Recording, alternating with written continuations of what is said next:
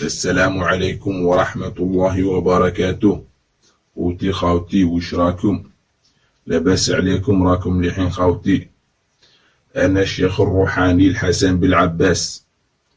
طبعا بالعباس راكم تعرفوها وتعرفوا بالعباس وتعرفوا قوتهم في الأعمال الروحانية في الجزائر. وخاوتي بالعباس هم أسلافي طبعا وأجدادي. بإذن الله تعالى راني دخلت في هذا المجال منذ 25 سنة والحمد لله رب العالمين.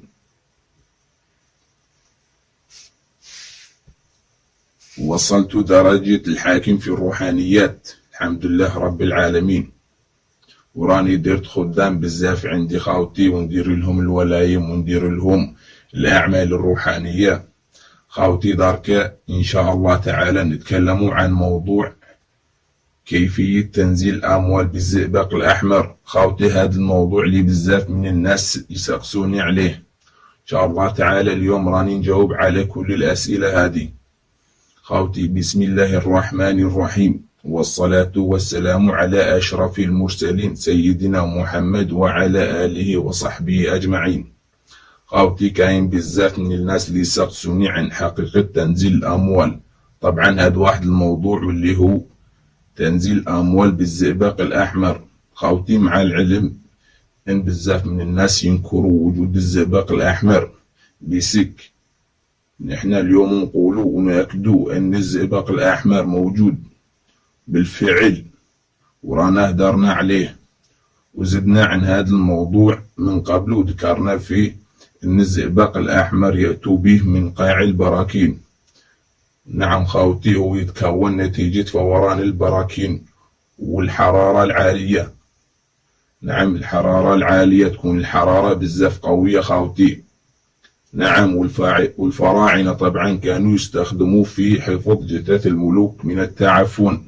طبعا راكم كامل عارفين هذه الحكاية وهذه الهدرة.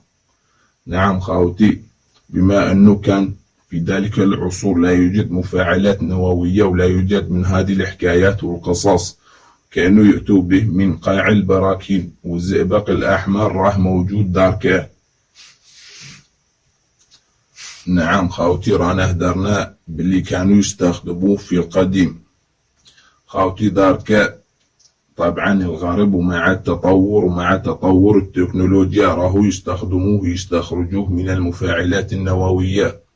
وخاوتي ودار كامل الدنيا بعد انهيار الاتحاد السوفيتي، راكو كامل عارفين بهذه الحكاية. خاوتي ما نطولش عليكم، ان شاء الله تعالى راكم تعرفوا الوصف ان شاء الله تعالى. النمرو نتاعي تلاقوها بالوصف، وان شاء الله تعالى نحن نقدروا نديروا عمل تنزيل الاموال بالزئبق الاحمر وباللبان الذكر وباللبان الخارق. نعم خاوتي، ونستخرجوه بالقرآن. طبعا نديروا عمل تنزيل الاموال بالقرآن. خاوتي ما نطولش عليكم ان شاء الله تعالى. السلام عليكم ورحمة الله تعالى. كان معكم شيخ الروحاني حاكم مملكة تنزيل الاموال حسن بالعباس من ولاية تيارت.